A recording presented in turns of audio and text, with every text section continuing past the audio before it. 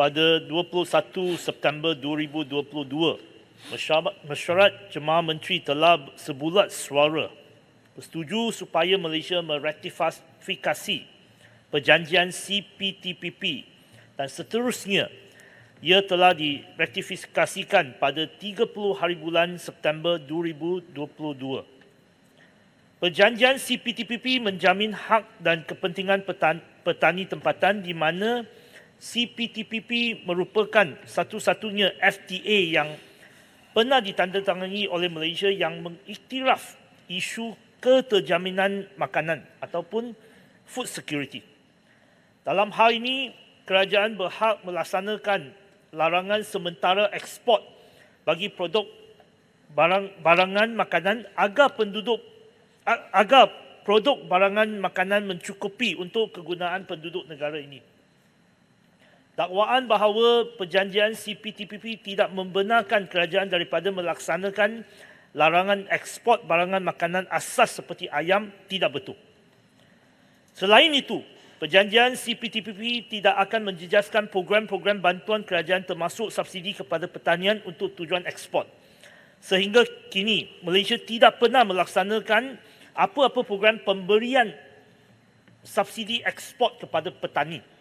Subsidi sedia adalah di dalam bentuk subsidi minyak, baja serta pembaikan dan penaik tarafan kapal bagi nelayan kecil dan yang lain.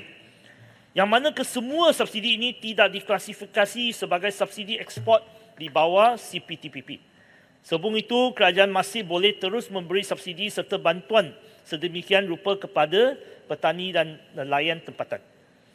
Selain daripada perkara-perkara yang saya jelaskan di atas, perjanjian CPTPP juga tidak akan mengakibatkan penghapusan menyeluruh duty import bagi barangan pertanian secara mendadak. Sememangnya Malaysia bergantung kepada import barangan pertanian di mana lebih 50% daripada keperluan tempatan seperti daging kambing dan lembu dipenuhi melalui sumber import.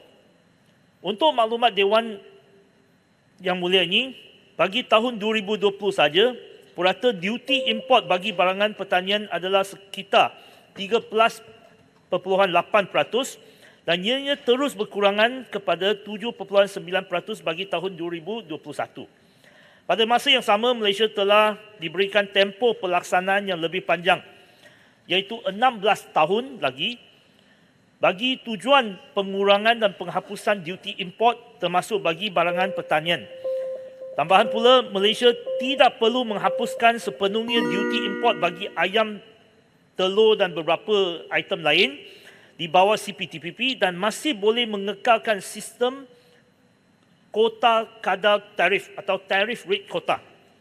Untuk maklumat Dewan ini, sektor pertanian termasuk komitmen yang berkaitan dengan sektor tersebut di dalam perjanjian perdagangan bebas yang lain seperti CPTPP adalah di bawah bidang kuasa Kementerian Pertanian dan Keterjamahan Makanan. Berdasarkan keterangan di atas, adalah jelas bahawa perjanjian CPTPP tidak memberi impak negatif kepada sektor pertanian. Terima kasih. Yang berhormat Kemaman, soalan tambahan. Terima kasih Yang Berhormat Timbalan Menteri Tuan Yang Di-Pertua. Melihat kepada senario perjanjian CPTPP hari ini ada ditentukan oleh ramai pihak termasuk NGO terutamanya yang melibatkan para peternak, petani, nelayan dan usahawan tempatan berikutan hak mereka dinafikan dalam perjanjian ini.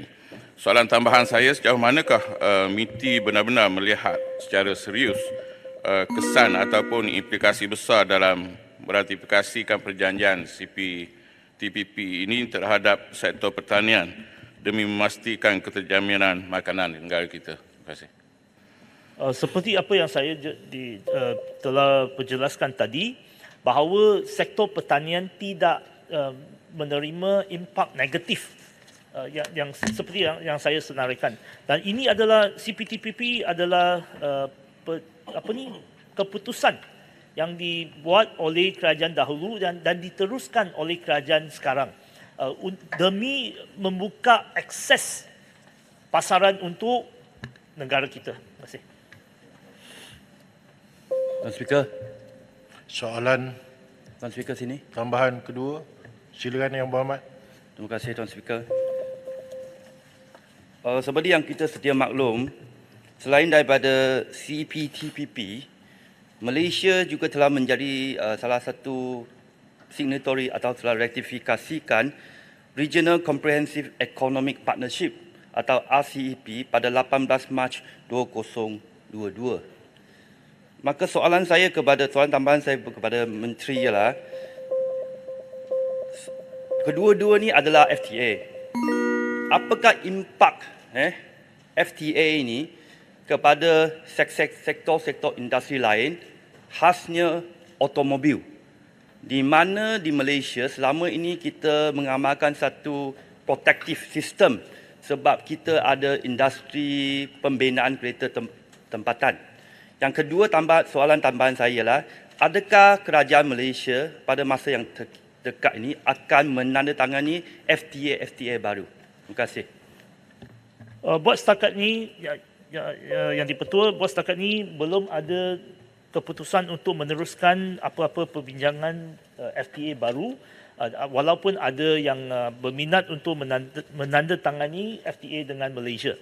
Dari segi ASEP dan juga CPTPP, kenapa kerajaan terdahulu dan juga kerajaan sekarang meneruskan dua-dua penglibatan Malaysia dalam dua-dua perjanjian ini ialah kerana sistem perdagangan dunia telah berubah. Sebelum